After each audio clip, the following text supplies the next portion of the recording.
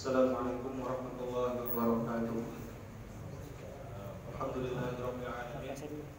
Wassalatu wassalamu ala asyrafil anbiya'i wal mursalin sayyidina Maulana Muhammadin wa ala alihi wa sahbihi ajma'in. Amma ba'du. Wa qala Allah ta'ala fi kitabil mubin wa huwa asdaqul qa'ilin wa a'udzu billahi minasyaitonir rajim. Yarfa'illahu alladziina aamanu minkum wal ladziina utul ilma darajat. Qala Nabi sallallahu alaihi wasallam, talabul ilmi fardhatun 'ala kulli muslimin. Shadaqallahul 'azim wa shadaqa rasuluhu al-habibul karim wa nahnu 'ala dzalika minasyahidin wa syahidin. Yang kami hormati dan yang kami muliakan Ustaz Al-Mukarram Ustaz Karim Mulyad hafizahullah. Semoga beliau selalu disehatkan badan, diluaskan rezeki dan dipanjangkan umur dalam taat beribadah kepada Allah Subhanahu wa taala. Dan yang sama-sama kami kasihi dan kami sayangi yaitu kawan seperjuangan Imahat Ali Lokal 3. Mudah-mudahan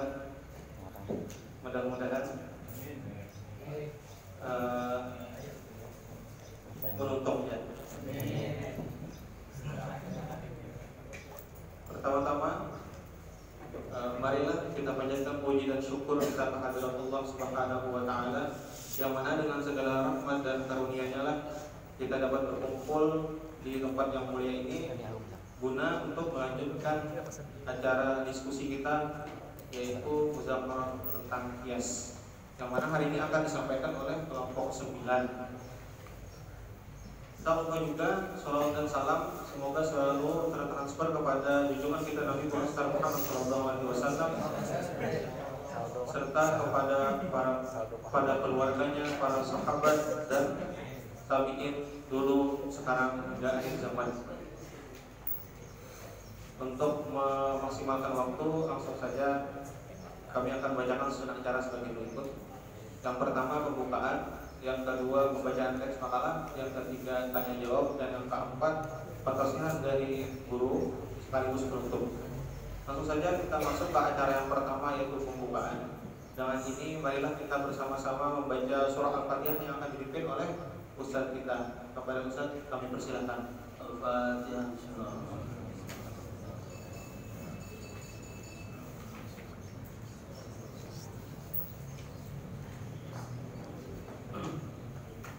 Mudah-mudahan berkat surah Al-Fatihah itu acara muzakarah kita berjalan dengan lancar. Kemudian memasuki acara inti, acara yang kedua, yaitu pembacaan teks makalah serta pentaswirannya. Untuk ini kami mintakan kepada kelompok 9 kalau teman-teman musykurah.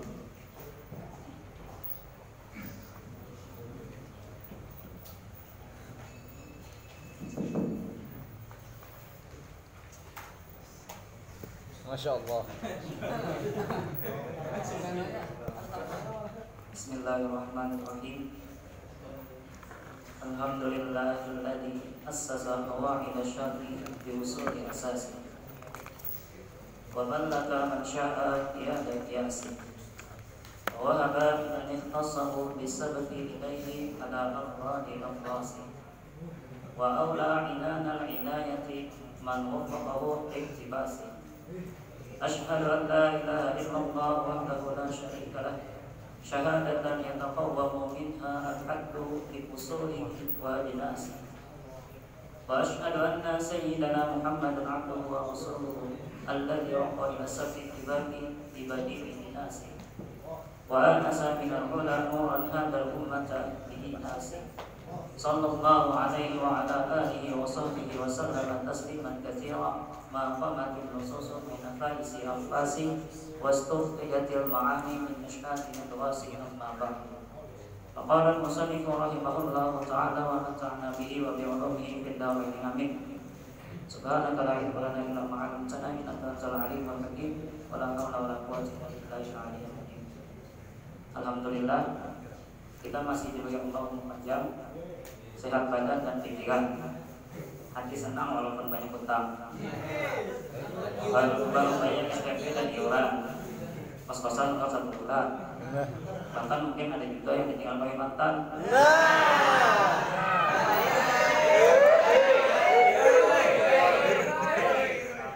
Tapi walaupun ditimpa banyak cobaan, tidak mengurangi semangat kita untuk terus memperdalam ilmu pengetahuan. Buktinya saat ini kita berada berkumpulan, saling memperhatikan dalam rangka mengkaji dan membahas seperti biasa. Walaupun ada juga yang doing sekalian, ada juga yang biasa memperhatikan, padahal pikir mah ya bang.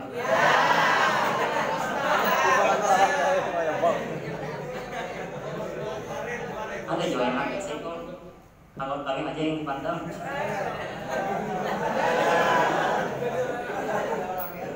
Jadi alhamdulillah setelah sekian lama menunggu, akhirnya tiba juga waktu bagi kami untuk tampil.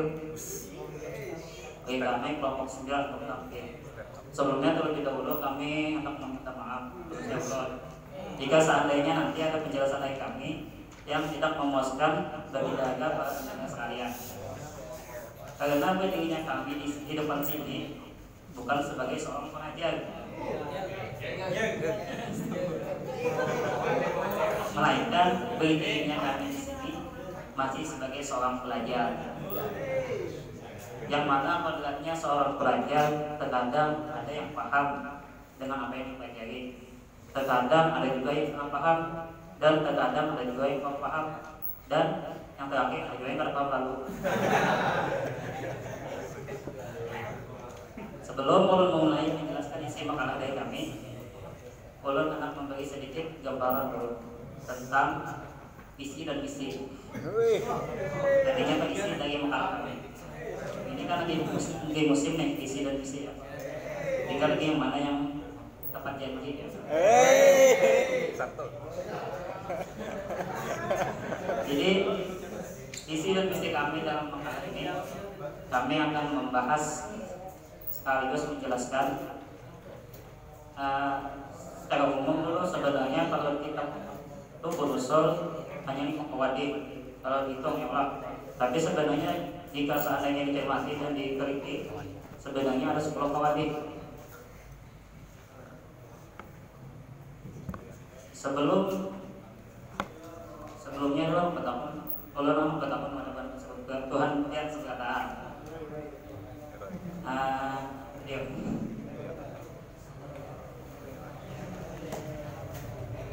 Kita perspektif dulu sedikit ya.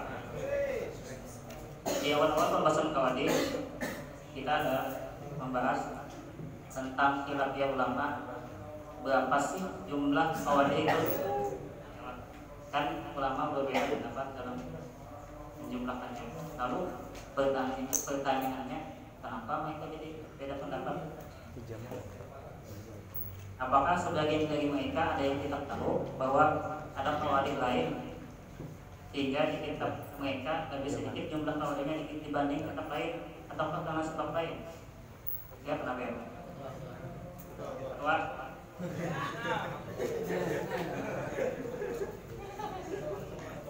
Gisik ya, gisik. Coba ada gonggak.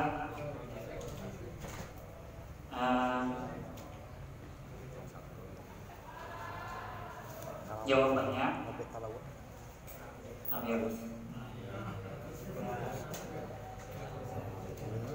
Jawabannya mereka tahu kok bahwa ada qawaid lain.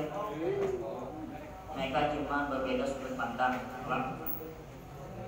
Berbeda sudut pandang dalam menentukan apakah qawaid ini dan qawaid itu merupakan satu qawaid sehingga hanya ada satu qawaid, ataukah 2 qawaid tadi itu merupakan qawaid tersendiri sehingga jadi ada 2 qawaid. Itulah yang menyebabkan perbedaan ulama dalam menentukan jumlah qawaid. Contohnya saja di dalam kitab Tubuh Usul, Imam Zakaria Al-Ansari menganggap al-qadhu fil munasabah, al-qadhu fi shalah yadibul ila usul, al-qadhu fil intibat, al-qadhu fi suhur merupakan cakupan dari suatu qawaid yang bernama al-qadhu, sehingga menurut Siddiq hanya ada satu qawaid. Sedangkan yang 4 ini adalah cabang-cabangnya. Tapi menurut Ibnu Hajib, keempat qawaid ini merupakan qawaid tersendiri.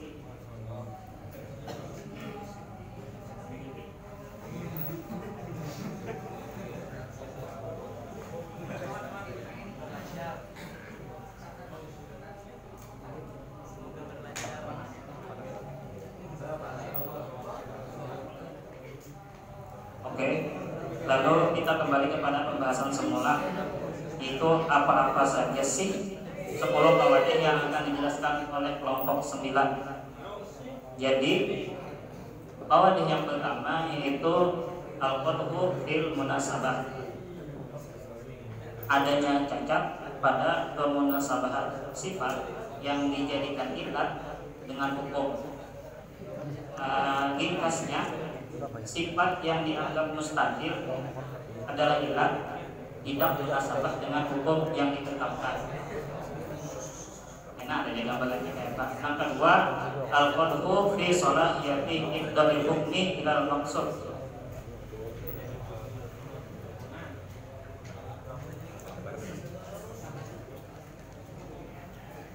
Adanya cacat pada kelayakan hukum. Apakah hukum itu membawa ataukah tidak kepada maslahat yang dicari dari penetapan hukum tersebut. Ringkasnya, mustahil menetapkan sebuah hukum dari sebuah ilat untuk mencapai suatu maslahat. Namun ketika dicermati, hukum yang ditetapkan mustahil tadi tidak membawa kepada maslahat yang dituju, bahkan terkadang malah membawa kepada kebalikan dari maslahat tersebut. Itulah gambaran daripada qawaid yang kedua. Sedangkan qawaid yang ketiga yaitu al-qadhu fil ittiba', adanya cacat pada kemundobitan atau keukuran sifat yang dijadikan ilat. Sebagaimana yang telah kita pelajari bahwasanya kan di antara syarat ilat harus mendobit, ya kan? Jadi ini merupakan qawaid tentang kemundobitan sifat yang dijadikan ilat, bahwa sifat yang dijadikan mustahil sebagai ilat, sifat itu tidak mendobit, tidak terukur, artinya simpang siur. Sedangkan qawaid yang keempat, al-qadhu fi zuhur, adalah adanya cacat pada kezahiran sifat yang kejelasan sifat yang dijadikan mustahil sebagai ilat. Ringkasnya, sifat yang dijadikan mustahil sebagai ilat tidak jelas, artinya itu sama perkara di dalam hati. Siapa yang tahu perkara di dalam hati? Jadi lalu keempat qawaid ini nantinya diri pribadi sendiri yang akan membacakannya. Sedangkan qawaid yang kelima yaitu al-farqu, atau nama lainnya soalul mu'aradah dan soalul muzahabah, ini merupakan qawaid yang paling banyak ulama memperhatikannya. Perhatian ulama banyak tertuju kepada qawaid yang kelima ini, yaitu al-farqu. Kenapa? Karena al-farqu ini qawaid yang terkuat. Ibaratnya kan tujuan dari pengkiasan kan ringkasnya pengkiasan itu kan menyamakan asal dengan farqun. Apabila ada saja perbedaan, sehingga kan tidak didapat pengkiasannya. Qawaid yang kelima ini akan dijelaskan oleh Saudara Hasan. Qawaid yang ke-6, fasadul wad'i. Fasadul wad'i ini fasadul wad'i ini merupakan maknanya itu salah peletakan yang akan dijelaskan oleh ulama negara kita, Saudara Zainuddin. Fasadul wad'i ini khasnya mustahil salah menetapkan ilat. Dia menetapkan sebuah hukum yang sifatnya meringankan, misalnya hukumnya menetapkan sebuah hukum yang sifatnya meringankan, misalnya dari sebuah ilat yang seharusnya menetapkan sebuah hukum yang sifatnya memberatkan. Kalau menetapkan aturannya ilat ini menetapkan hukum yang memberatkan, tapi mustahil malah menetapkan hukum yang sifatnya meringankan. Itulah ringkasnya fasadul wajib. Sedangkan fasadul itibaq qawaid yang berikutnya adalah ringkasnya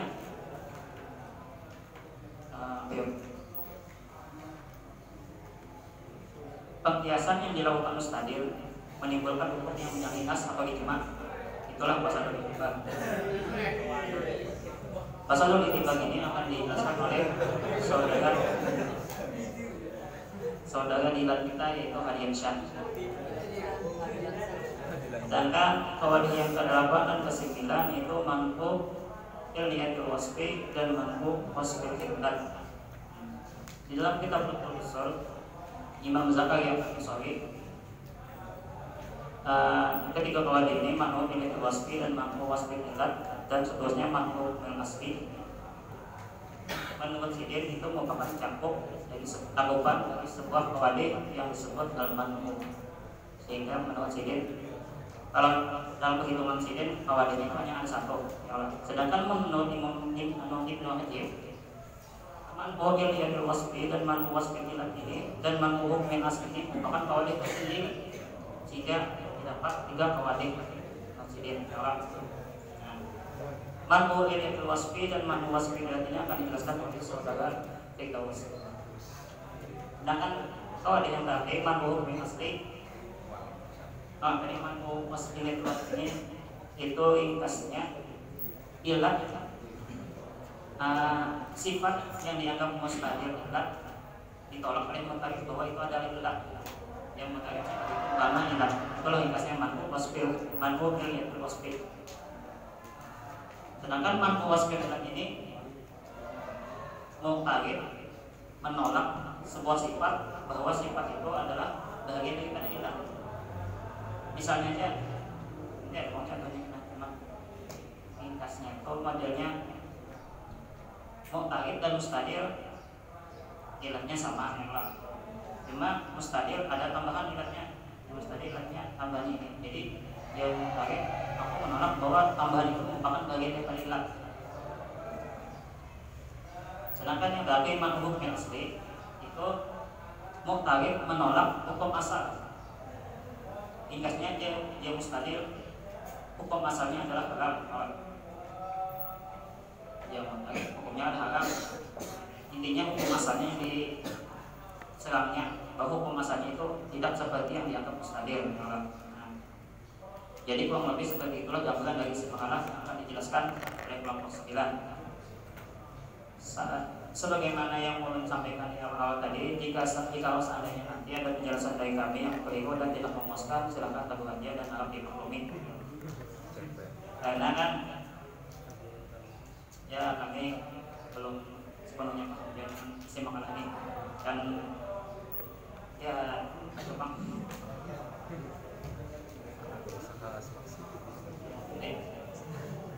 kita masuki qawaid yang pertama ya Pak. Qala al-musannif rahimahullah ta'ala wa minha al-qadhu fil munasabat. Adanya cacat pada kemunasabahan ilat, pada kemunasabahan sifat yang dianggap mustahil adalah ilat dengan hukumnya. Sebelumnya dulu di dalam kitab Usul Imam Zakaria Al-Ansari menyebutkan keempat qawaid ini sekaligus dalam satu pembahasan.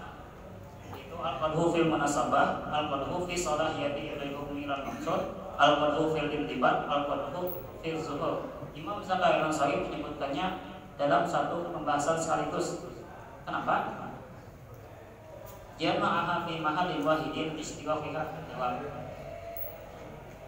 Jadi alasan Imam Zakaria Al-Ansari mengumpulkan keempat qawaid ini dalam satu pembahasan karena keempat qawaid ini memiliki sisi kesamaan dalam cara menolak atau menyanggahnya, yaitu bil bayan, dengan memberikan penjelasan. Qala al-Aqal, kata Imam al-Aqal, al-qadihani al-awwalan, dua qawaid yang pertama dari empat qawaid yang akan kita kaji ini, yaitu al-qadhu fil munasabah, al-qadhu fi salahiyati ibrahim minal maqsud. Ini kata Imam Al-Aqal, wa qawaid ini pembahasannya kaitannya hanya dengan pembahasan maslahul ilat al-munasabah. Jadi hanya hal-hal yang berkaitan dengan al-munasabah, target atau tujuan pada dua qawaid ini. Sedangkan dua yang terakhir, al-qadhu fi indibat dan al-qadhu fi suhur, ini lebih umum, bisa menyerang maslahul ilat al-munasabah, bisa juga menyerang yang lain. Artinya ini kedua qawaid yang terakhir ini, dua yang terakhir ini targetnya itu lebih luas, adalah target yang diserang itu lebih luas. Ya Pak, kok kali pahami?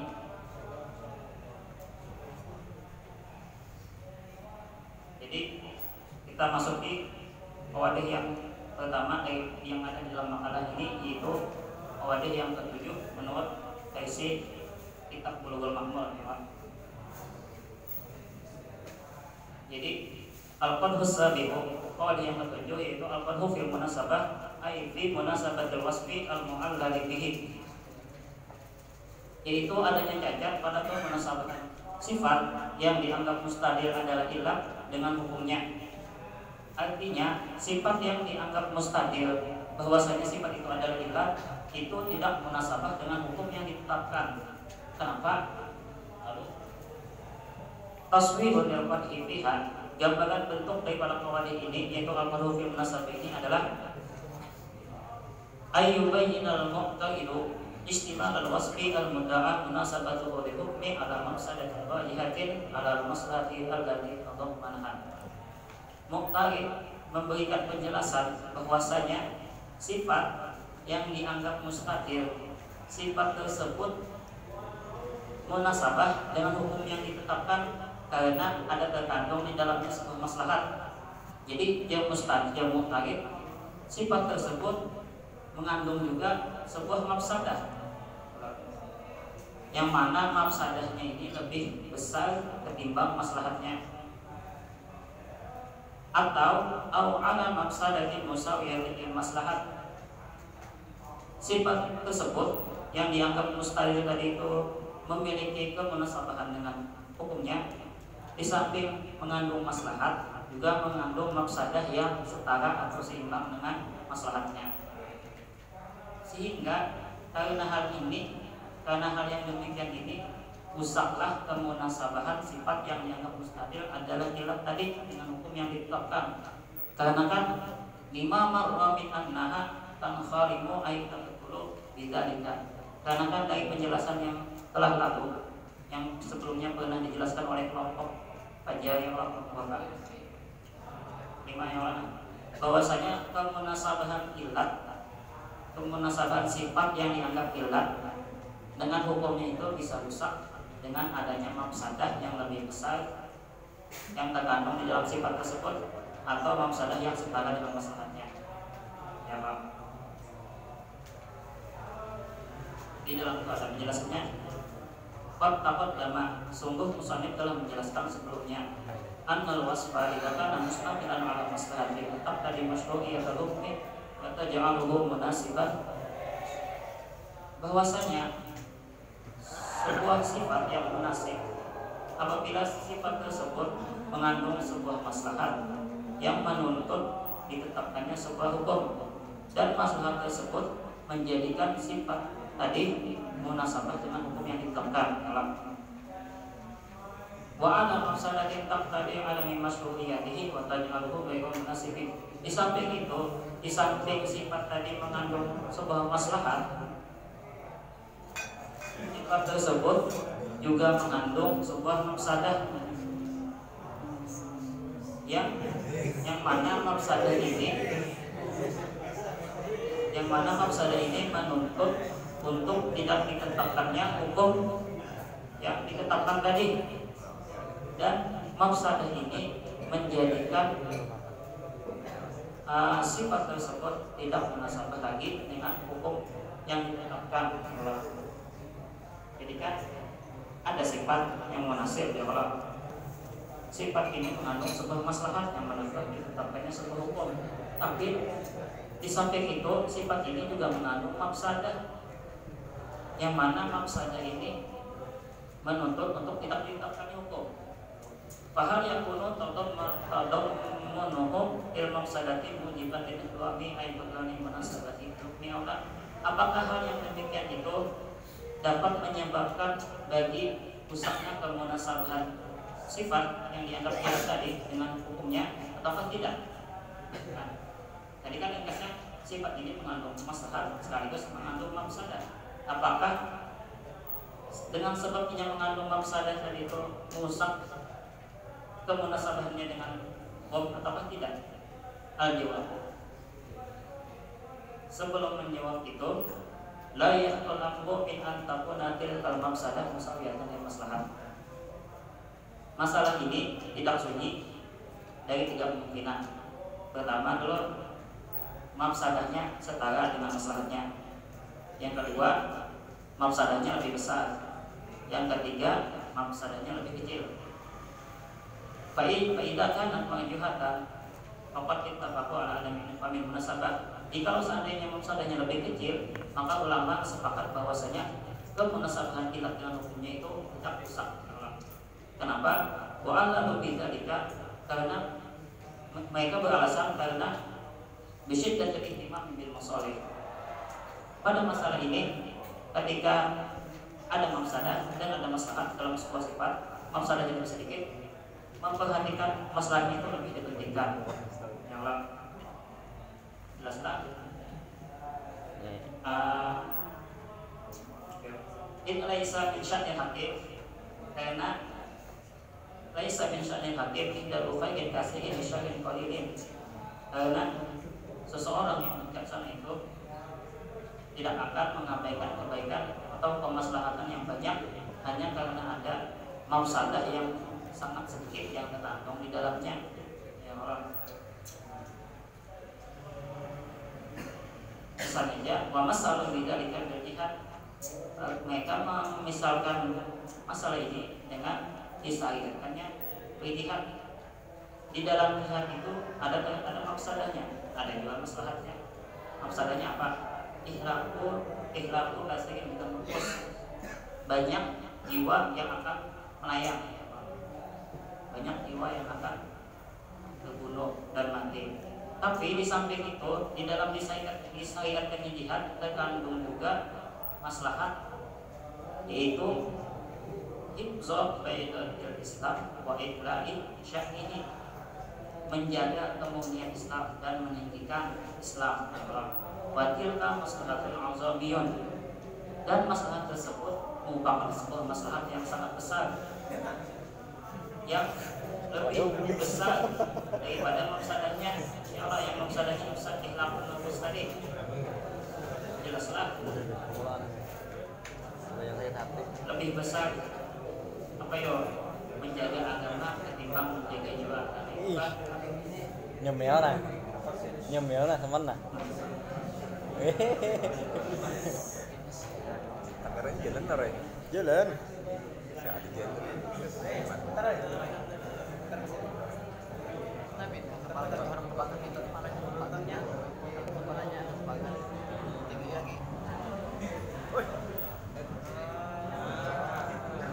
Apa aja jadi kalian?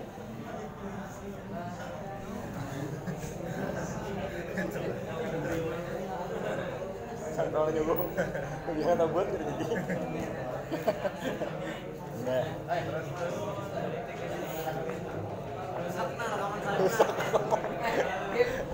Rusak. Seman nyuruh Pak. Aku tinggalkan itu deh. Ikam nyuruh tadi aku tinggalkan ikam. Nih. Jadi kan kesimpulannya, al-wasful munasib ini dulu ada 2 kemungkinan yang Allah. Pertama, kosong daripada mafsadah. Maka itu disebutkan ulama bahwa sifat tersebut munasabah dengan hukum Islam. Yang kedua, sifat munasib tadi mengandung sebuah mafsadah. Masalah ini ada 3 kemungkinan tentang. Pertama, mafsadahnya lebih kecil. Maka ulama sepakat bahwasanya kemunasabahan ilatnya dengan hukum tersebut tidak usah karena perkara kemaslahatan lebih dipentingkan. Yang kedua, kemungkinan kedua, maslahatnya seimbang, mafsadahnya, dan kemungkinan ketiga, mafsadahnya lebih besar timbang maslahatnya. Dua kemungkinan ini para ulama berbeda pendapat dan apakah kemunasabahan ilat dengan hukum itu rusak atau tidak. Pendapat pertama, tanqaimul munasabah, kemunasabahannya itu rusak, dan inilah pendapat jumhur ushuriyin. Karena alasannya karena dari al-mafasid muqaddamun ala jalbil masalih, menghindari sesuatu hal yang menghindari mafsadah itu lebih utamakan ketimbang mendekati atau menggapai maslahat.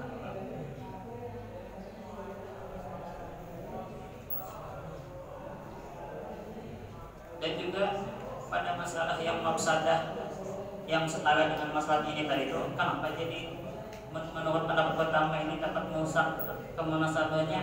Karena secara logika di antara akhlak yakni di antara maslahatan tidak akan ma'al mafsadatin misliha la takunu maslahatan matlubatan. Karena secara logika jika seandainya ada sebuah maslahat tersebut mengandung mafsadah yang seimbang dengan maslahatnya, la takunu maslahatan matlubatan, maka itu tidak dianggap sebuah maslahat.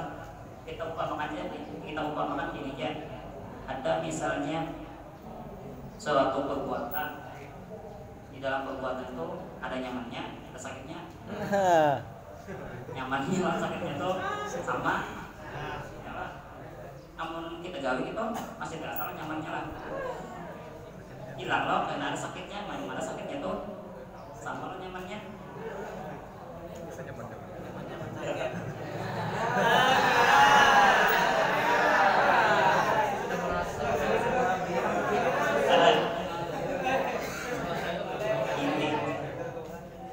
Intinya tuh kita anggapnya ini mana? Kita anggap ini sebuah maslahat ya Pak. Maslahat. Lalu ada mafsadah yang dikandung di dalamnya yang bisa ukuran atau seimbang dengannya, otomatis kan masalahnya sama ini juga, kan mafsadahnya sama ini juga banyak. Adakah lagi masalahnya kelihatan? Ada dialog lindung oleh mafsadah. Sedangkan kan yang dikasih munasabah itu kan sifat tersebut mengandung sebuah maslahat yang lalu. Ada ini kan ada lagi maslahatnya, lindung oleh mafsadah. Nah, jadi kan itu menurut pendapat pertama kemunasabahan ilat yang mengandung itu rusak karena adanya masalah yang setara dengan masalahnya. Sedangkan yang setara dia dapat merusak kemunasabahnya, apalagi terganal yang tergantung masalahnya daripada masalahnya maksudnya.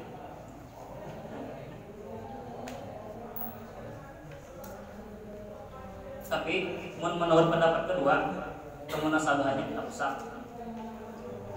Tapi walaupun kemunasabahannya tidak rusak, hukumnya tetap tidak bisa diamalkan karena adanya faktor yang mencegah untuk ditetapkan hukum. Apa faktornya itu? Itu mafsadah tadi. Dan ini pendapat Imam Al-Ghazali dan Qadhi Al-Fiqhi.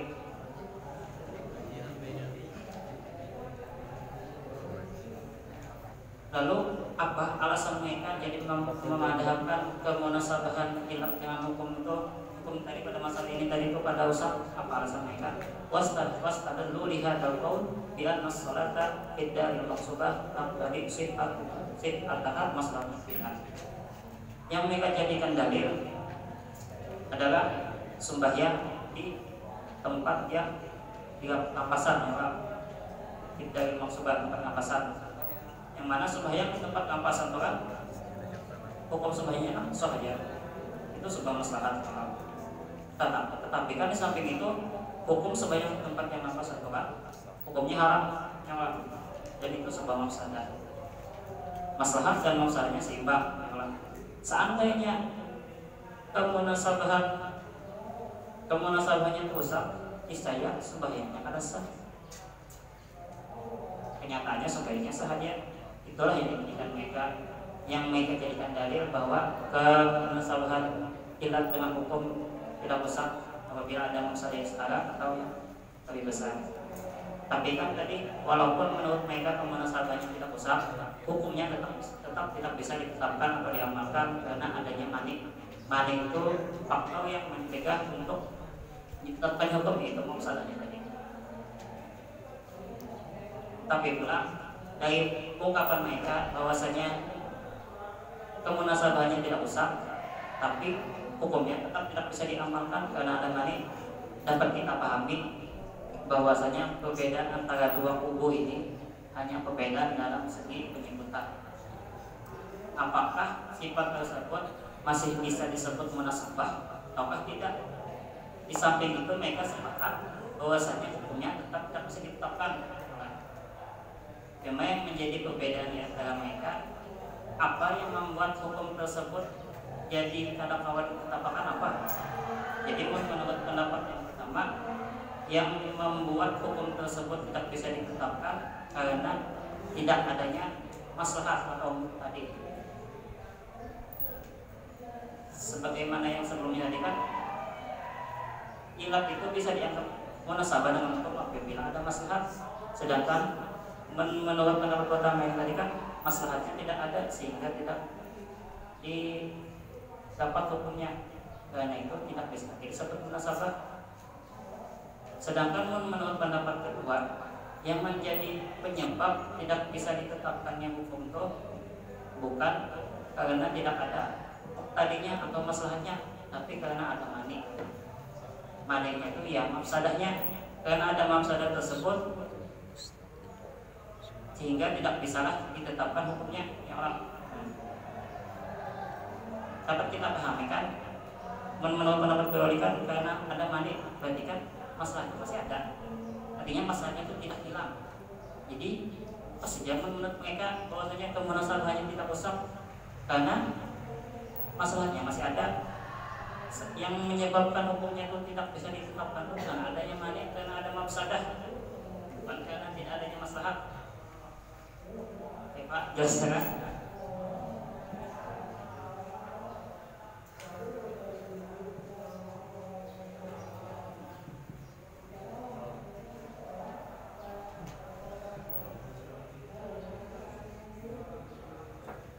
Lalu kita kembali kepada pembahasan al-fardhu fil munasabah. Jadi kan al-fardhu fil munasabah itu munculkan atau mengadakan kamus tadi bahwa sifat yang munasabah tadi itu mengandung mafsadah yang setara dan lebih besar. Lalu apa cara mustadil ini untuk menguatkan atau supaya nya jangan kalah atau supaya jalannya itu tetap tidak terbantahkan. Oke Pak, lalu kan agar supaya dalilnya itu selamat, komunitasnya selamat ya Pak. Bajawab al-qadhi bidalika. Lalu cara menolak atau menyanggah al-qadhu fil munasabah ini, caranya bayanu wajhanil maslahat ala mafsadah imma bitariqin ijma'iyyin atau tafsiriyyin. Cara menolak atau menyanggah al-qadhu fil munasabah yaitu dengan memberikan penjelasan sisi di mana sisi keunggulan maslahat yang ada pada sifat tersebut ketimbang mafsadahnya. Kan apabila maslahat tersebut lebih besar daripada mafsadahnya, sebagaimana yang di contoh ini, otomatis kan kemunasabahan ilat dalam hukum tidak besar ya Allah. Nah, lalu untuk menolak al-qadhu fil munasabah ini mustahil dituntut untuk menjelaskan kepada murid sisi keunggulan maslahatnya ketimbang mafsadahnya, sehingga mafsadahnya itu lebih kecil daripada maslahatnya yang lain, sehingga tidak merusak kepada kemunasabahan sifat dengan hukum. Lalu cara penterjihannya nih bisa dengan dua cara. Ada kalanya dengan cara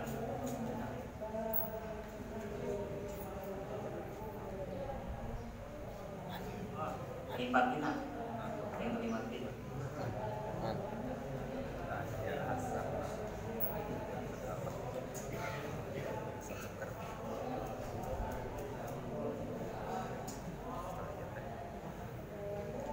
Ini contoh sifat munasib yang kosong daripada mafsadah, masih berkaitan dengan yang ini ya. Contohnya kan hukumnya tahrimul khamri, itu hukumnya haram. Jadi apa? Al-iskar, memakan maslahat yang ada di dalamnya apa? Hifzul khamri. Jadi kan al-iskaru munasibun lil hukmah izalatihi al-aqla al-matluba izalatihi al-aqli al-matlubi suhu walaysa fihi mafsadatun. Iskar di sini kan munasabah dengan hukum diharamkannya amal ya Allah. Kenapa ini munasabah? Karena kan khamr ini dapat merusak apa? Menghilangkan akal sehat ya Allah. Yang mana akal sehat ini kita dituntut untuk menjaganya ya Allah. Itu kan munasabah dalam ilat iskar dengan ditetapkan hukum keharaman khamr itu munasabah ada maslahatnya itu hifdzul aqli, dan di sini dalam masalahnya adakah yang mengadakan di dalam di dalam ilat iskar ini ada mengandung mafsadah sehingga khamr itu dapat diberikan kepada dewa yang ada mafsadah anunya masalahnya jadi itu hifdzul aqli, jadi kan sesuai dengan harapannya hamba. Itu contoh sifat munasib yang kosong daripada mafsadah. Sepakatkan ulama ini sifat ini munasabah dengan hukumnya itu tahrimul khamri. Misal yang kedua, misal sifat munasib yang mengandung maslahat sekaligus mengandung mafsadah yang lebih kecil ketimbang maslahatnya. Contohnya, tadi kan dia masuk ya tadi itu udah jelaskan alamnya, sudah jelaskan tadi alam masuk ya itu kan hukumnya. Kira-kira apa? Iqla'u kalimatillah wa hifzu baitul islam. Apa masalahnya yang terkandung dalam ilat ini? Itu hifzu menjaga agama yang Allah, menjaga kemudian agama. Menjaga agar agama tidak dilecehkan ya Allah. Tetapi dalam iqla'u kalimatillah wa hifzu baitul terkandung juga mafsadah. Ya Allah, apa mafsadahnya? Terus banyak jiwa yang akan melayang, banyak jiwa yang akan terbunuh. Tapi kan maslahat hifdzuddin lebih besar daripada mafsadah tentang menumpus ya Allah. Sebagaimana yang telah dijelaskan tadi, bahwasanya itu pastilah lebih penting menjaga kehormatan agama dibanding menjaga jiwa.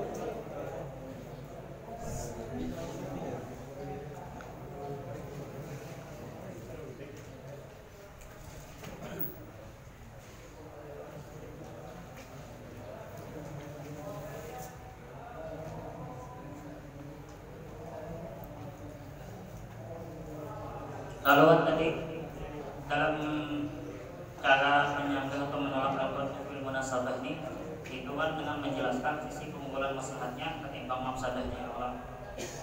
Cara bertariknya ada dua, imma bitawiki ijma'iyyin atau bitawiki tafsiliyyin.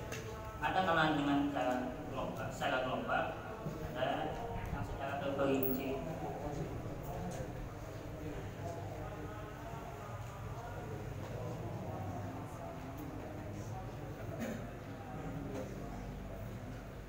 Di dalam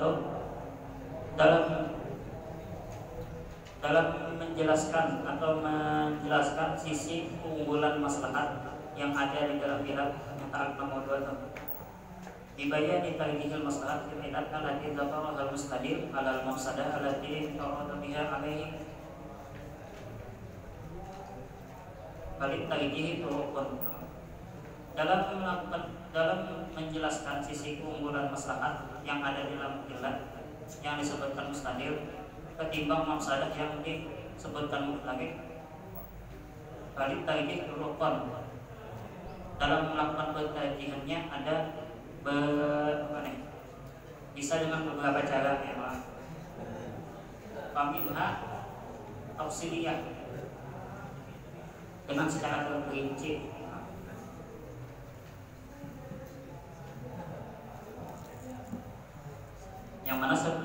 Yang mana cara terperinci ini nanti akan dijelaskan, tapi kita melanjutkan cara ijmali dulu ya Pak. Lalu ya Pak, gambarannya dengan secara membetulkan ijmali itu waminha lil mustadil, dan bagi mustadil boleh melakukan pentarjihan dengan secara global yatoridu fi jamil masail, yang bisa digunakan kepada seluruh masalah yang lain.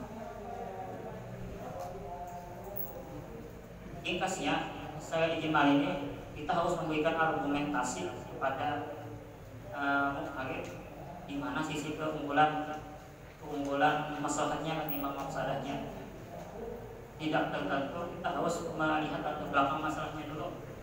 Pokoknya kan intinya secara global, artinya itu bisa digunakan untuk semua masalah tanpa harus melihat latar belakang masalahnya dulu.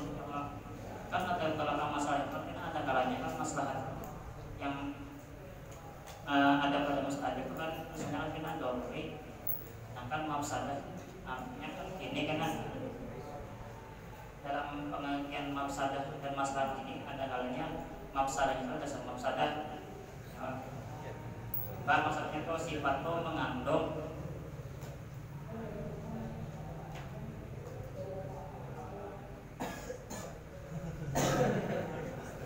ringkasnya itu sifat itu mengandung maslahat sekaligus mafsadah. Mafsadah itu ada sama mafsadah, contohnya kayak hilang menungkus ya Allah, itu kan mafsadah. Tapi ada kalanya juga karena mafsadahnya itu berupa maslahat. Artinya di sini ada dua maslahat. Bila kita ambil maslahat yang satu, yang satunya hilang, nah itu dianggap mafsadah. Nah, dan karena dalam cara pentarjihan maslahat dengan mafsadah ini ada kan dengan cara terperinci, karena cara terperinci itu ya dengan melihat latar belakang maslahatnya. Apakah maslahat yang satu ini doruri atau haji, dan maslahat kedua ini doruri atau haji juga. Intinya kan bila misalnya maslahat yang pertama doruri, maslahat yang kedua haji, sekarang lebih kuat yang doruri ya Mas. Ini adanya misalnya. Jadi kan yang secara global tadi, kenapa dituntut mustahil harus memberikan argumentasi untuk mengunggulkan maslahatnya ketimbang mafsadahnya.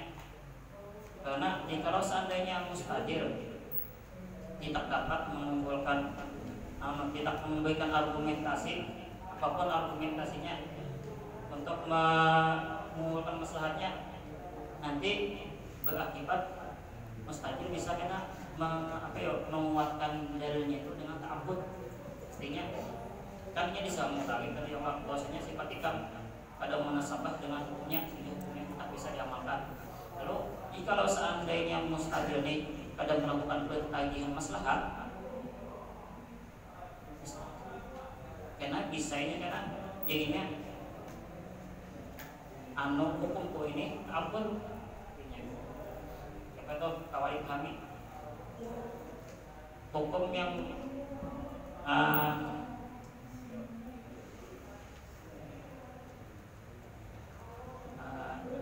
aku tetapkan ini hukumnya ta'abbud jadinya apa? Itu kan kalau boleh yang dalam perdebatan ini menguatkan dari suatu dengan argumentasi ta'abbud kan boleh. Misalnya kita berdebat, lalu kita hendak mengatakan pendapat kita bahwasanya ya kita hukum kita ini ta'abbud, itu kan boleh. Kita harus memberikan argumentasi yang jelas. Kalau kita mengatakan ta'abbud kan boleh. Habis saya bandel ya.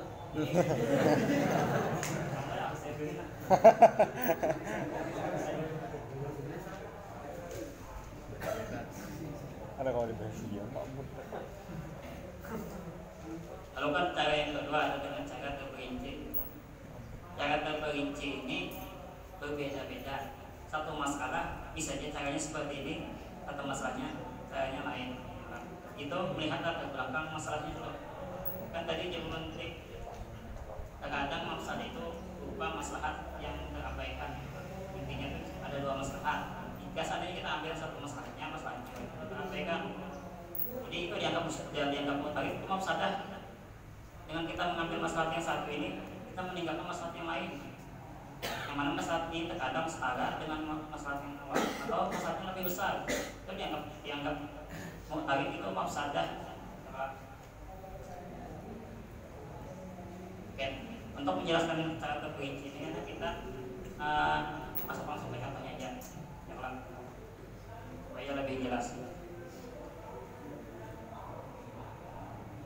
Lalu tadi kan bentuk al-qadhu fil munasabah itu ada kalanya dengan memunculkan mafsadah yang setara dengan maslahatnya, ada kalanya dengan memunculkan mafsadah yang lebih besar timbang maslahatnya. Lalu contoh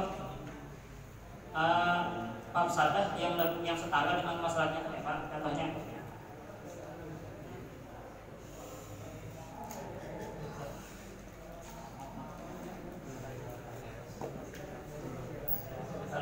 kan misal al-qadhi fil munasabah istimal al-wasfi ala mafsadatin musawiyah. Contoh al-qadhu fil munasabah dengan memunculkannya mutarid Jamun tarid di dalam sifat tertentu mustahil ada mafsadah yang setara dengan masalahnya. Kalau contohnya kayak mana? Di sini misaluhu ayyakul al-mustahil fil wasfi fil majlis bi khiyaril majlis. Mustahil berargumentasi atau berdalil pada ditetapkannya hukum fasah di dalam majlis dengan khiyar majlis. Artinya yang mustahil ini fasah di dalam majlis menggunakan khiyar majlis itu dasar ada hukumnya ya. Lalu apa ilatnya mau tarik? Jadi dia mustahil kan uji dasar babul paski fil majlis, ditemukan ilat yang menuntut untuk ditetapkannya pasah di dalam majlis menggunakan khiyar majlis. Apa ilatnya yang menuntut untuk ditetapkannya pasah di dalam majlis menggunakan khiyar majlis? Dapat bahwa dapat dorong al-muhtaji ilaihi minal muta'aqidaini, itu ilat itu agar pihak yang melakukan pihak yang ingin melakukan pasahan pembatalan jual beli itu agar dia terhindar daripada kerugian. Dapat dorong al-muhtaji ilaihi minal muta'aqidaini. Jadi yang mustahil ditemukan sebabnya ilatnya yang menuntut untuk ditetapkannya pasah dalam majlis melakukan khiyar majlis. Itu tadi dapat dorong al-muhtaji ilaihi minal muta'aqidaini. Lalu kan karena ada ditemukan ilatnya yang mustahil, maka ditetapkanlah hukum pasal dalam majlis melakukan khiyar majlis. Lalu dibantah mutarid. Yang mutarid di dalam ilat digantung mustahilah yang dapat dorong al-muhtaji ilaihi al-muta'aqidain itu tergantung sebuah mafsadah. Apa mafsadahnya? Kan bila kita melakukan jual beli, kita membatalkan misalnya kita untuk menjual rugi yang lain. Jadi kan di dalam dapur doror al-muhtaji ilaihi minal muta'aqidain itu ada tergantung sebuah mafsadah, yaitu doror al-akhar, merugikan pihak kedua. Itu jadi pihak kan terhindar daripada kerugian, pihak yang ingin melakukan pembatalan terhindar daripada kerugian. Tapi kan pihak kedua dia menjual ruginya, ada jadi payung jualannya. Nah, jadi kan dia mau target dalam ilat itu tergantung sebuah mafsadah. Itu tadi mafsadahnya yang mana itu kan mafsadahnya itu setara dengan masalahnya. Ya kalau sama-sama kan apa yuk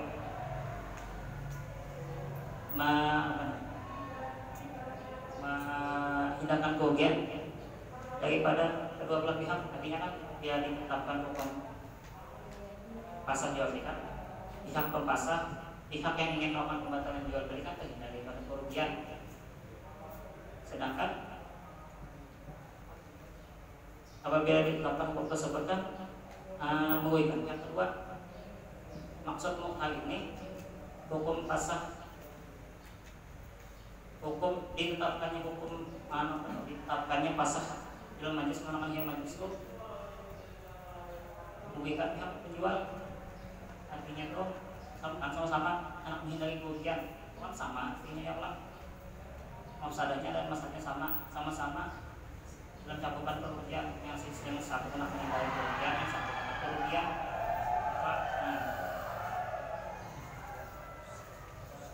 Rusak munasabah sifat yang dianggap mustahil tadi dengan hukumnya. Siapa jelas ya?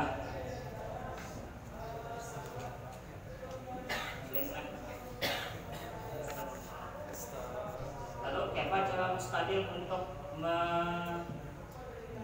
menguatkan peminya tadi, untuk menolak sanggahan harga ini Pak? Itu kan tadi dengan penjelasan, menjelaskan sisi keunggulan masalahnya di mana ya. Lalu kan yang mustahil bahwasanya pihak kedua tadi, jika seandainya kita teruskan jual beli tidak kita batalkan, pihak kedua akan mendapat keuntungan. Sedangkan jikalau seandainya kita batalkan jual beli, pihak yang hendak membatalkan jual beli tadi terpasang tadi akan terhindar daripada kerugian. Wadakut dorong ahammu indal kepala, menghindari kerugian lebih penting menurut orang yang cerdas. Nah, disitulah sisi keunggulan maslahat milik mustahil, bahwasanya menghindari kerugian itu lebih penting. Karena ini kan hidup ba'ukullah dororin yudlabu kula nafin, setiap yang sifatnya merugikan itu pasti dihindari. Tapi setiap sesuatu yang mengandung maslahat, karena sebenarnya yang mengharapkan atau ingin mencapai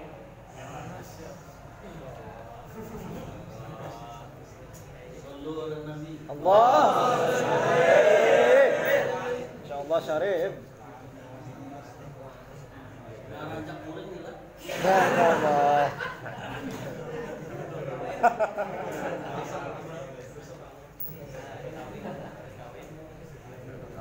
Jadi kan tidak apa-apa sisi ke keunggulan maslahat dari mustahil, sehingga selamatlah milik mustahil daripada al-marfu fil munasabah.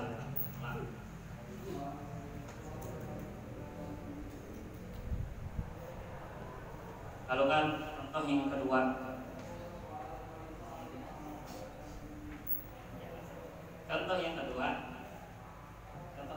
ini contoh yang mana dalam sifat tersebut mengandung mafsadah yang lebih besar daripada masalahnya. Jadi kan menurut tarif, sifat yang dianggap mustahil itu adalah ilat. Yang mustahil sifat itu munasabah karena mengandung maslahat. Lalu kan dibantah mutarif, juga di dalam sifat tersebut ada masalahnya, tapi juga mafsadahnya lebih besar. Contohnya sini kata kalangan Syafi'iyah, at-tafalli dengan ibadah afdalu minan nikah. Tapi ini tidak karena yang tauhu anha imaman biha, apabila menikah tadi itu membuat kita terputus daripada ibadah. Misalnya beribadah kawannya, kawin kawannya seolah kawannya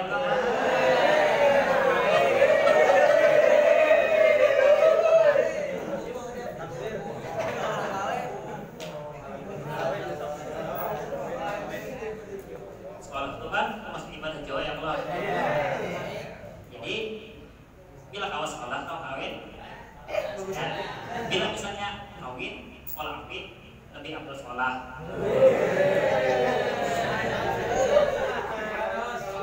Abdulnya ada dua itu cuma yang mana yang lebih abdul, tapi itu sekolah Jawa nggak apa.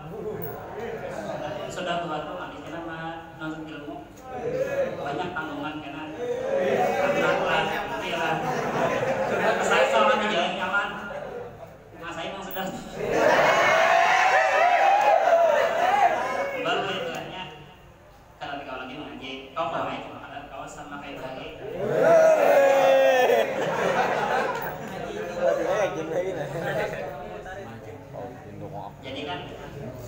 kalangan Syafi'iyah ini at-takhallul ibadah atau minan nikah, memfokuskan diri untuk beribadah atau menyibukkan diri beribadah termasuklah menuntut ilmu yang lebih afdal daripada menikah.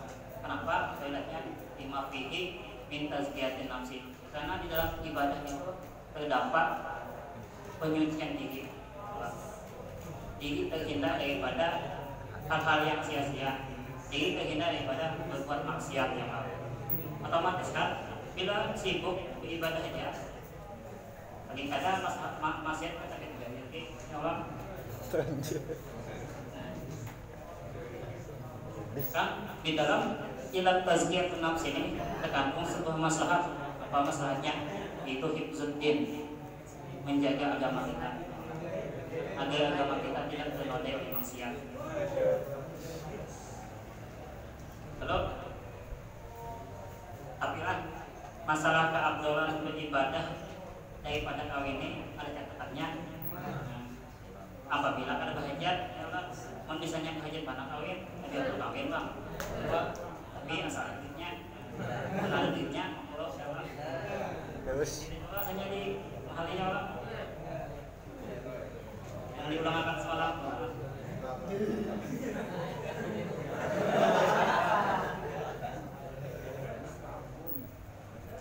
Jadi kembali kepada pembahasan. Jadi tadi kan menurut kalangan Syafi'iyah at-takhallul ibadah atau bila nikah dimafhumi min tazkiyatun nafsi. Lalu dibantah Mu'tarid. Yang Mu'tarid sini Mu'taridnya kalangan Hanafiyah. Pasti kan Hanafiyah Syafi'iyahnya berbeda pendapat ya Allah. Jadi dia kalangan Hanafiyah. Di dalam bahwasanya di dalam masalah tersebut artinya tazkiyatun nafsi yang mengandung unsur yang tadi itu membuat kita terabaikan maslahat yang lebih banyak.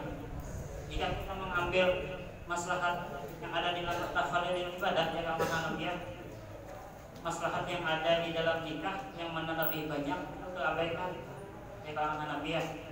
Dan itu sebuah mafsadah, artinya kan maslahat yang lebih banyak terabaikan. Pastinya rugi ya Pak. Pada dapat maslahat yang lebih banyak. Jadi dia kalangan Hanafiyah itu sebuah mafsadah. Apa aja maslahat yang terkandung dalam nikah itu? Contohnya kan Khadijah wala memperoleh keturunan ya Allah. Ini memperoleh keturunan kan wa tarbiyatihi, dapat kita didik ya Allah. Betullah wakafin nazar, menjaga penglihatan supaya mata jangan terkait streaming ya Allah.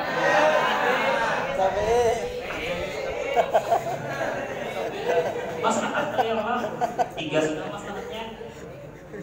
Betul kan? Wakas syahwat.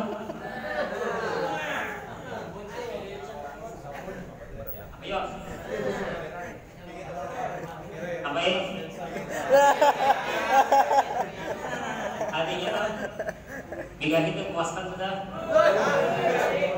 Artinya kan kau menjaga syahwat ya Allah. Apa yang bangun-bangun karena kaguan ya Allah.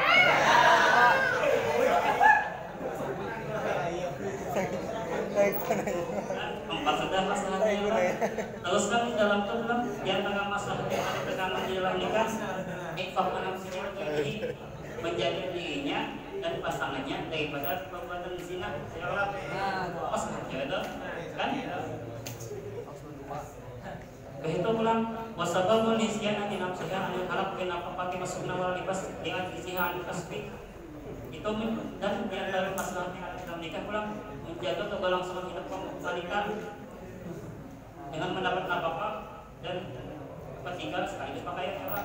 Karena kan para wanita ini jadi tersangkut usaha ya Allah. Dengan kita menikahinya kan otomatis kita menjaga keberlangsungan hidup mereka ya Allah.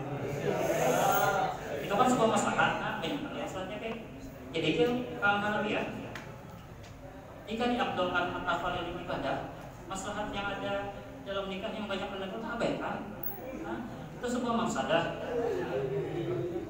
Jadi, Pak Mustadanya, Nabi kan Ustadz menjawabnya.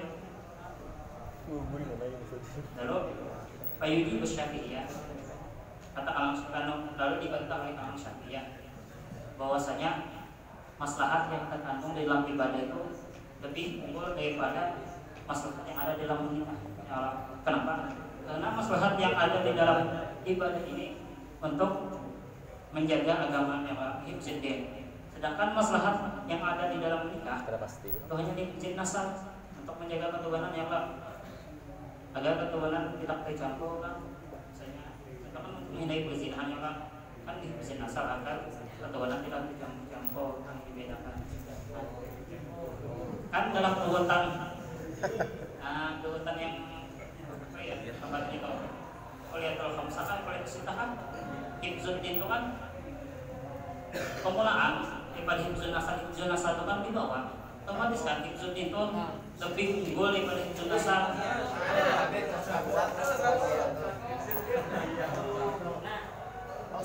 Nah, jadi contoh yang kedua ini gambaran cara pentarjihan dengan cara terperinci, yaitu dengan melihat latar belakang masalahnya itu apa masuk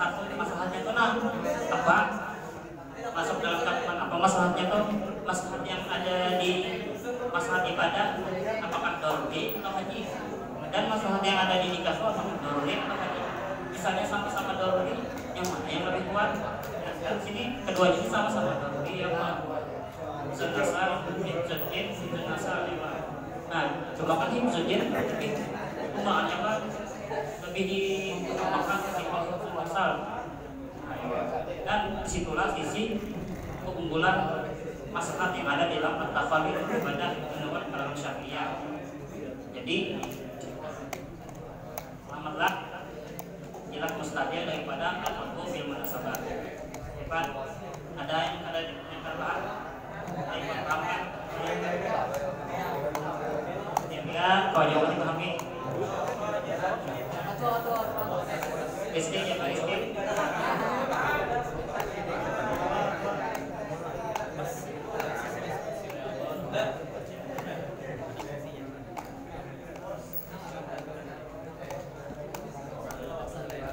Kita kembali ke masalah. Bahkan dalam hadis kan terdapat kalau alaihi fiqaul musannif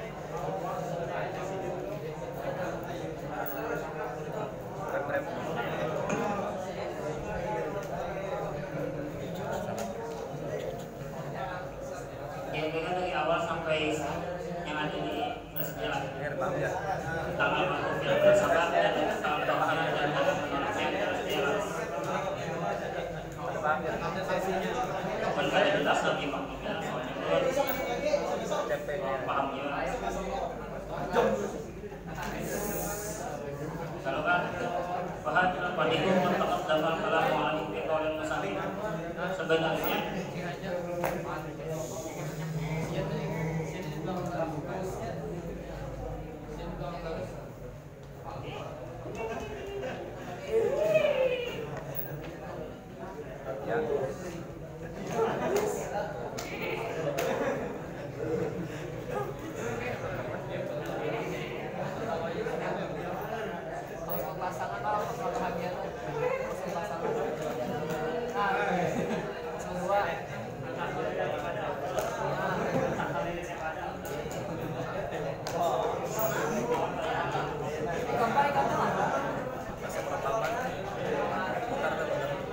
supaya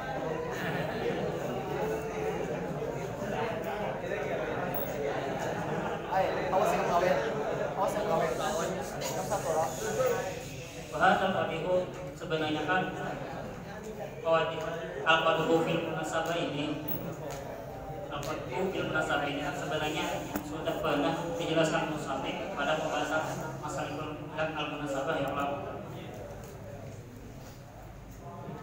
Wa inna ma'adaha guna taqdiman aqsam wa limasyarafatihi laha berjawab. Tapi kenapa jadi musannif mengulang kembali pembahasannya di sini? Padahal sudah dibahas sebelumnya di pembahasan masalah munasabah tentang masalah ini apa? Kenapa? Takdiman dan aqsam untuk menyempurnakan bagi pembagian al-qadah yang lalu. Jadi musannif di sini mengulangnya untuk menyempurnakan pembagian al-qadah. Wa li musyarakatihi laha berjawab. Dan juga karena ada sisi kesamaan dalam menyanggahnya atau menolaknya. Ya, jadi diulangi musannif ulang di sini pembahasannya untuk menyempurnakan pembagian al-qadah dan juga pembagian al-qawadik ya Allah. Kan mau diulang-ulang itu kan menjadi lebih sempurna ya Allah. Lalu kita masuk ke wadih yang berikutnya. Al-Qadihu as-Saminu. Kira-kira kalau jadi perhatilah mulai awal tadi sampai ini. Jadi Al-Qadihu as-Saminu, wadih yang ke-8. Al-Qadihu fi salahiyati hukmi ilal maqsad. Adanya cacat pada kelayakan hukum membawa kepada maslahat yang dicari. Ringkasnya, hukum yang ditetapkan mustahil tidak layak untuk membawa atau menggapai maslahat yang dicari dari penetapan hukum tersebut. Ini ada contohnya.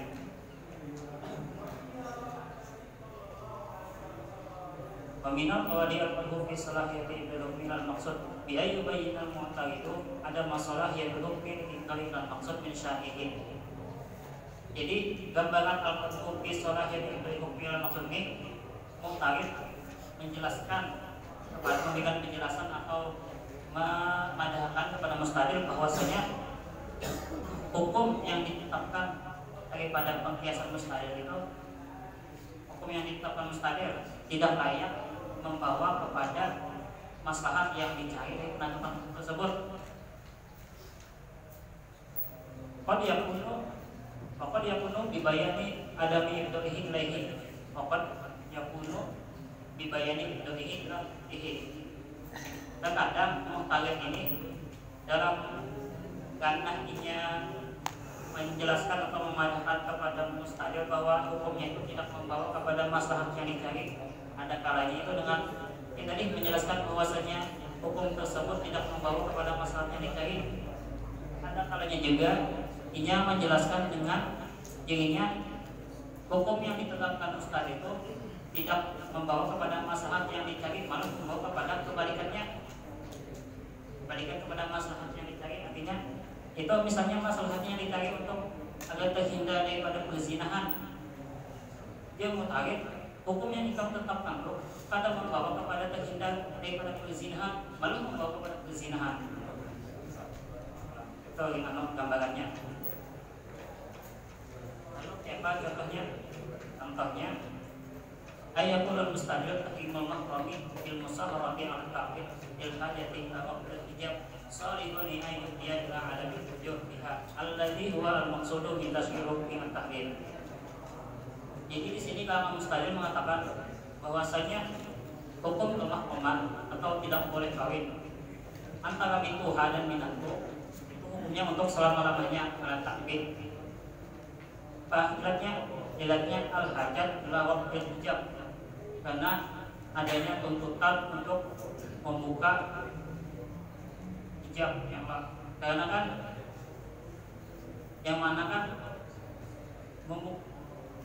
membuka hijab baina rijal wa nisa antara laki-laki dan perempuan itu al-mu'addi lil wujub bisa membawa kepada perzinahan yang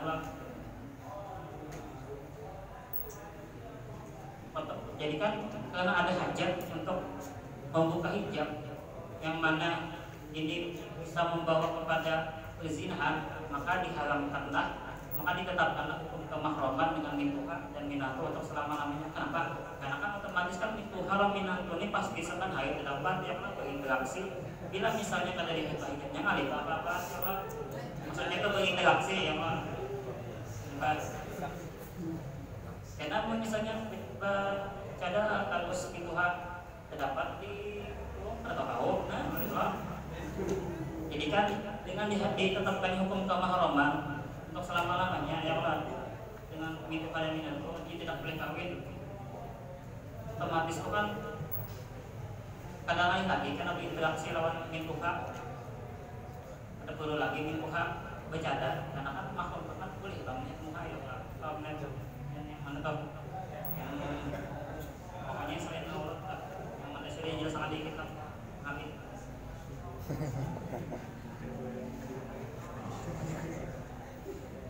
Nah, jadi kan ya mustahil dengan ditetapkannya hukum kemahraman untuk selama-lamanya antara mituha dan minatu itu layak untuk membawa kepada adab berfujur, terhindar daripada melakukan perzinahan. Kalau dibantah mustahil, dibantah mutarid, dia mutarid. Namun kita tetapkan hukum kemahraman ini untuk selama-lamanya itu tidak layak untuk membawa kepada terhindar daripada perzinahan. Bahkan itu malah membawa kepada perzinahan.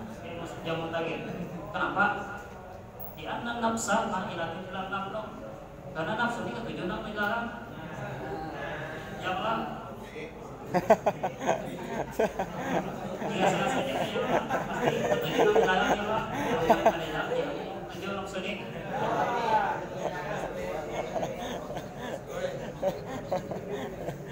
Jadi ini kan bila diharapkan untuk selama-lamanya, itu kan yang kita bisa membawa kepada, bisa menimbulkan keinginan di dalam hati minantu atau minduha untuk melakukan perzinahan, karena kan nafsu itu condong kepada yang dilarang. Ya Allah,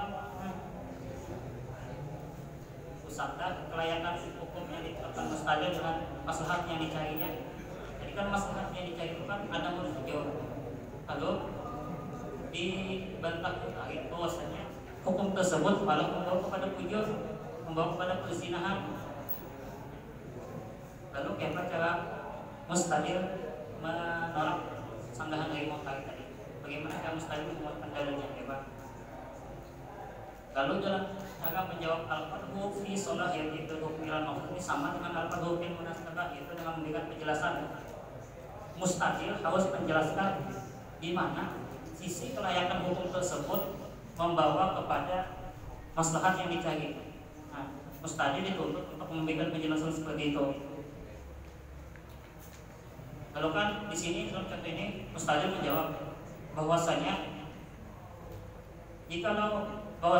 jika kita hukumkan untuk selama-lamanya kemahraman antara mituha dan minantu ini, itu akan menutup pintu keinginan dari masing-masing untuk melakukan hal-hal yang fujur, ya Allah.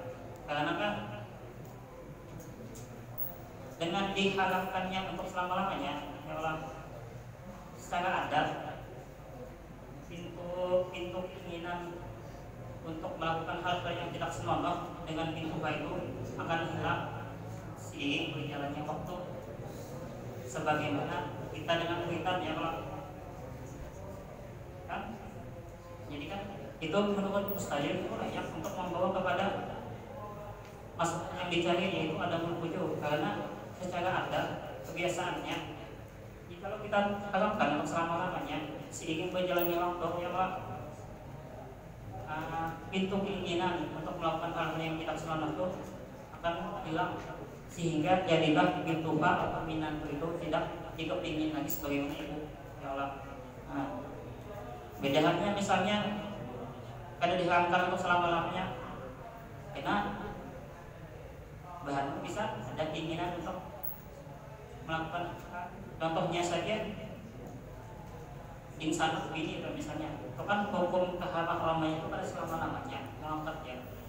Itu pintu keinginan untuk mengawininya atau untuk itu masih ada, masih belum tertutup hijau. Karena kan limbah ini misalnya meninggal atau ditirai, senangnya kan kalau dikawini kan masih ada pintu keinginan dengan wanita dengan sanak bini itu.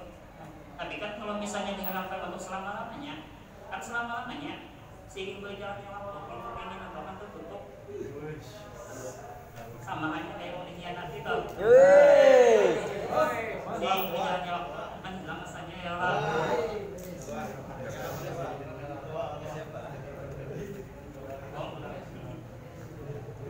Jadi yang mustahil itulah sisi kelayakan hukum di hukum kemahaman tentang pintu lawan minang ini selama-lamanya itu layak untuk membawa kepada adat yang hijau.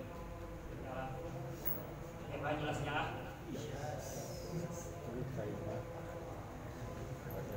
Kita sambung ke kawali berikutnya bilang.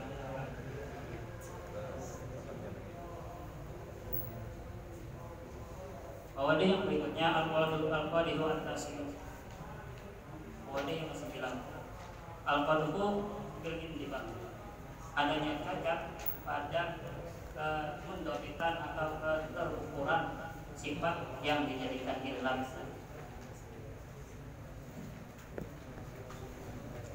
Bila yubayyinal mu'taridu ada madin jibat al-wasfi. Jauh mu'tarid sifat ilam mustadilai itu kadang mundobit karena simpang siu dapat berubah-ubah, tidak bisa ditentukan. Simpang siu berubah-ubah.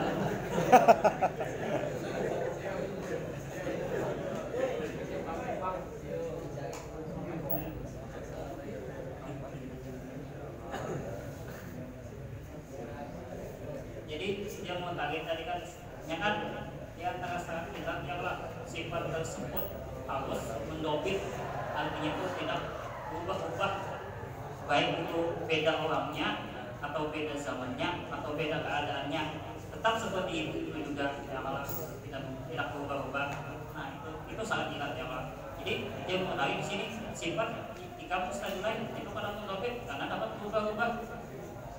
Contohnya sini kan kata ini mustadil berhikmah wal masolih. Mustadil membuat ilat dari suatu hukum menggunakan hikmah dan maslahat. Misalnya sini dia mustadil adanya khusus safar, ilatnya al masyaqqah karena adanya kesulitan masyaqqah ya Allah di dalam perjalanan itu ada masyaqqah ya Allah, masyaqqah tentunya ilatnya.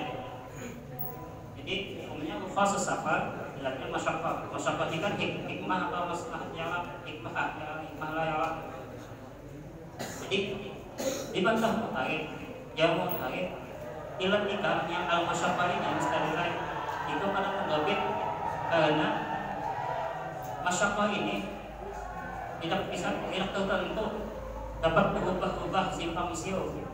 Masing-masing orang beda-beda masyaqqahnya ya Allah. Ada yang masyaqqah, ada yang kada ya Allah. Nah, beda zaman, lain juga masyaqqahnya. Hari membelayar itu sama masyaqqah, menuhini pesawat ada yang mutarid kata biada ini masyaqqahnya. Lalu jadi kan yang mutarid itu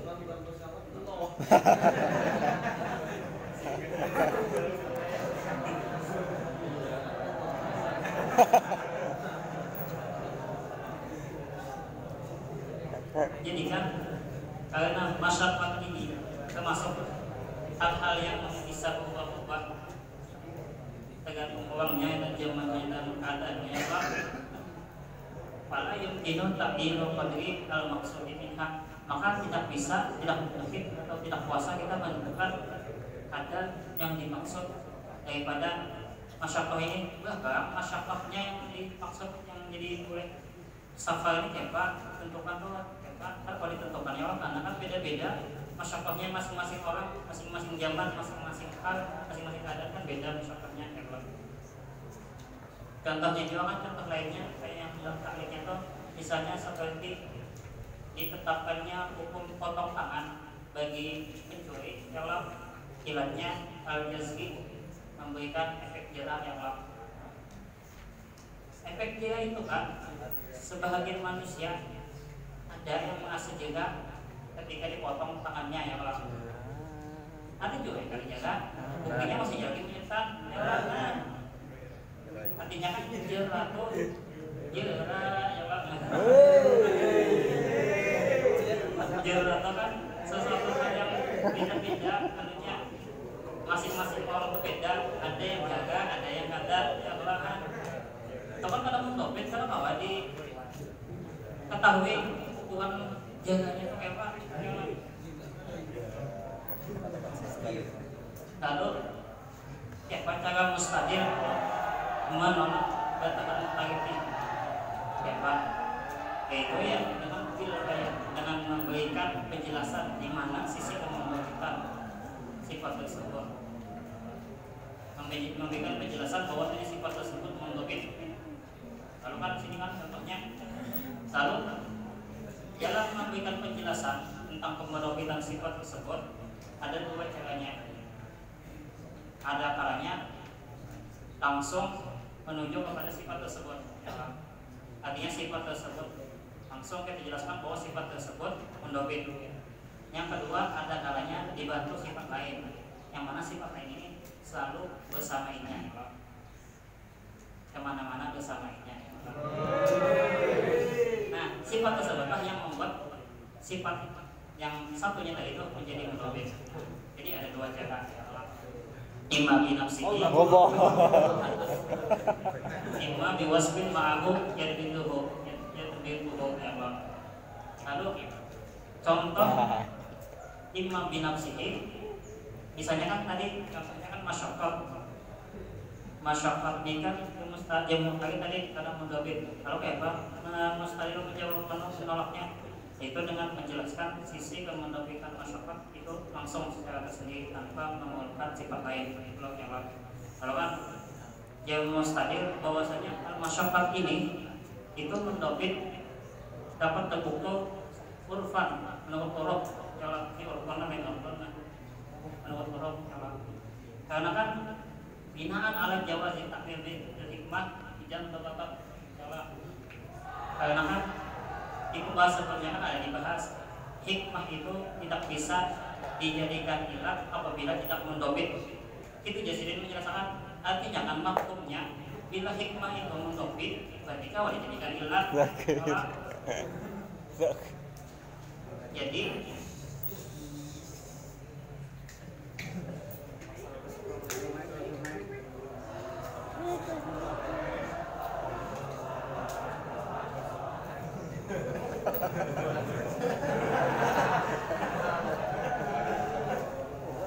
kan cara yang pertama dengan menjelaskan sisi kemendobitan sifat itu secara langsung, ya Allah. Itu dengan contohnya ini kan yang mustahil al-masyaqqah itu mendobit secara uruf, ya Allah.